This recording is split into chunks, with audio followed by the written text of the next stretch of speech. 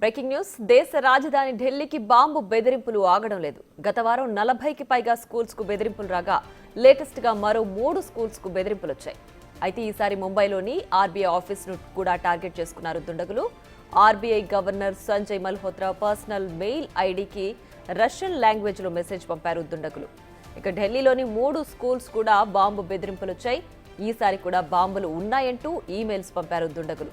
మొత్తం 3 స్కూల్స్ లో బాంబులు పెట్టామని, ప్రతి బ్యాగ్ ను చెక్ చేయాల్సిందే అని, లేదంటే భారీ నష్టం తప్పదంటూ మెయిల్లో రాశారు.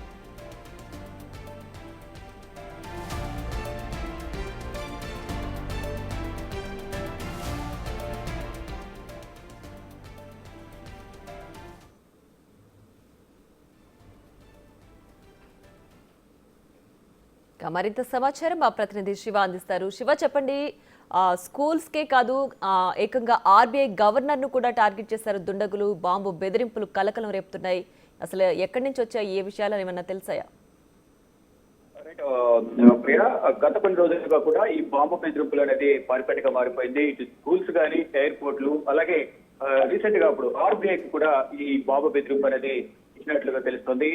ఈ రోజు ఢిల్లీలోని 3 స్కూల్స్ కు, కేంబ్రిడ్జ్ అలాగే వికాస్ స్కూల్ లోని ఇతర స్కూల్స్ కు ఈ బాంబు వచ్చింది. వారు ప్రధానంగా మెయిల్ కూడా క్లియర్ గా మెన్షన్ చేశారు. ప్రతి స్కూల్ బ్యాగ్ ను క్షుణ్ణంగా తనిఖీ చేయండి అంటూ కూడా వారు మెయిల్ పంపించారు. ఈ రోజు స్కూల్ కి రాగానే స్కూల్ యాజమాన్యాలు మెయిల్ చెక్ చేసిన వెంటనే బాంబు బెదిరింపుకు సంబంధించి మెయిల్ రావడంతో పుట్టిన పోలీసులకు సమాచారం అందించారు.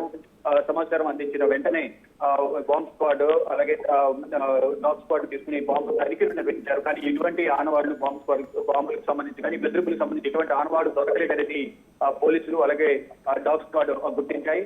ఈ రోజు 3 స్కూల్స్ గత కొన్ని రోజులుగా కూడా 3 రోజుల క్రితం కూడా 40 స్కూల్స్ కు బాంబు బెదిరింపు వచ్చినట్లుగా స్కూల్స్ తెలియజేశాయి. మరోవైపు ఒక మెయిల్ లో కూడా ప్రధానంగా ఈ రోజు ఒక స్కూల్లో స్పోర్ట్స్ డే కొనసాగుతుంది. మరోవైపు పేరెంట్స్ మీటింగ్ కూడా కొనసాగుతుంది. అందరూ బయట ఉంటారు కాబట్టి మేము ఈ బాంబు పెడుతున్నాము, అక్కడికి గాయాలయ్యే అవకాశం ఉన్నట్టు కూడా ఈ మెయిల్ లో మెన్షన్ చేశారు. అంటే ఈ రోజు ప్రధానంగా స్పోర్ట్స్ డే అలాగే సెలబ్రేషన్స్ అనేది ఆంధ్ర ఎడ్యుకేషన్ సొసైటీ స్కూల్లో కొనసాగుతున్నాయి. ఈ రోజు స్పోర్ట్స్ గేమ్స్ లో గెలుపొందిన వారికి ప్రైజెస్ కూడా డిస్ట్రిబ్యూట్ చేస్తున్నారు. ఈ రోజు ఆంధ్ర ఎడ్యుకేషన్ సొసైటీ ఐటీఓ స్కూల్లో ఉంది. కానీ అక్కడ స్కూల్ అనేది మెన్షన్ చేయలేదు. కానీ ఈ రోజు ఆ స్కూల్లో కూడా ఈ కార్యక్రమాలు కొనసాగుతున్నాయి. మరొక చోట పేరెంట్స్ మీటింగ్ కూడా ఉందంటూ కూడా మెయిల్ లో మెన్షన్ చేశారు. ఈ నేపథ్యంలోనే ఇటు 3 స్కూల్స్ లో బాంబుకు సంబంధించిన మెయిల్స్ పంపించారు. మరోవైపు మరో 2 స్కూల్స్ సంబంధించి పేరెంట్స్ మీటింగ్ అలాగే స్పోర్ట్స్ డే కూడా కొనసాగుతుందంటే కూడా మెయిల్ పంపించిన నేపథ్యంలో ఇటు పోలీసులు అన్ని స్కూల్లో కూడా తనిఖీలు నిర్వహిస్తున్నారు. కానీ తనిఖీలు చేసిన తర్వాత ఇది బూటకపు మెయిల్ అంటూ, అంటే ఆకతాయిలు చేసిన మెయిల్గా కూడా వాళ్ళు పరిగణిస్తున్నారు. అంటే బెదిరింపులకు పాల్పడుతున్నారు తప్ప ఎక్కడ కూడా గత కొన్ని రోజులుగా ఈ మెయిల్కి సంబంధించి ఎక్కడ కూడా బాంబు బెదిరింపుకు సంబంధించి ఎక్కడ ఆనవాళ్ళు కనిపించడం లేదు. ఒక డార్క్ వెబ్ ద్వారా ఈ మెయిల్స్ అనేవి వస్తున్నాయి.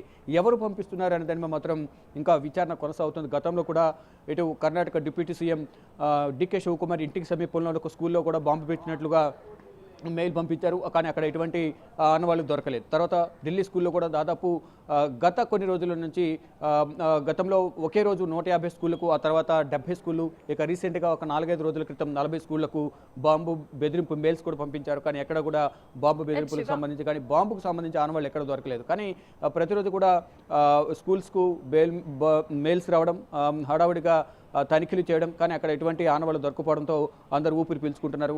ఇటు ఆర్బీఐకి కూడా బాంబు బెదిరింపు వచ్చినట్టు తెలుస్తుంది. అక్కడ కూడా ఎటువంటి ఆనవాళ్లను బాంబు స్క్వాడ్ గుర్తించలేదు. కానీ ఎవరు పంపిస్తున్నారు ఏంటి అనే దానిపై మాత్రం ఈ దర్యాప్తు అనేది కొనసాగిస్తున్నారు. ప్రియా, రైట్ శివ. అయితే ఇప్పుడు కేవలం స్కూల్స్, ఎయిర్పోర్ట్స్ లో బాంబులు పెట్టామని చెప్తున్నారు. తనిఖీలు చేసిన తర్వాత అక్కడ ఏం లేదని అందరూ ఊపిరి పీల్చుకుంటున్నారు. అంతవరకు ఆకతాయి పనిగా భావించినప్పటికీ ఆర్బీఐ గవర్నర్ పర్సనల్ మెయిల్ ఐడికి ఈ విధంగా మెయిల్ పంపించడం, బాంబు బెదిరింపు చేయడం అనేది ఇంకా కూడా అది ఆకతాయి పనిగానే భావించాలా?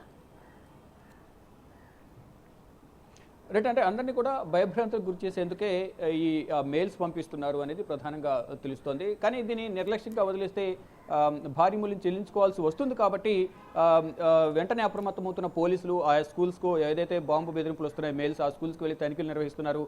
పిల్లలను వేకేట్ చేయించి ఇంటికి పంపించేస్తున్న పరిస్థితి కనిపిస్తుంది. కానీ అక్కడ తర్వాత చెక్ చేసిన తర్వాత ఎటువంటి ఆనవాళ్ళు అనేవి ఉండడం లేదు. మరోవైపు ఈ రోజు పంపించిన మెయిల్లో కూడా ప్రతి స్కూల్ బ్యాగ్ను ఎవరైతే స్కూల్స్కి పిల్లలు వస్తారో ప్రతి స్కూల్ బ్యాగ్ను తనిఖీ చేయాలి అనేది ప్రధానంగా ఒక హెచ్చరిక కూడా పంపించారు. కానీ అక్కడ తనిఖీ చేసిన నేపథ్యంలో అక్కడ కూడా స్కూల్ బ్యాగ్స్లో కూడా ఎటువంటి ఆనవాళ్ళు దొరకలేదు. కానీ ఇది ఏంటంటే ప్రధానంగా అందరినీ భయభ్రాంతులకు గురి చేసేయాలనే ఉద్దేశంతోనే ఈ మెయిల్స్ వస్తున్నాయనేది ప్రధానంగా గుర్తిస్తున్నారు.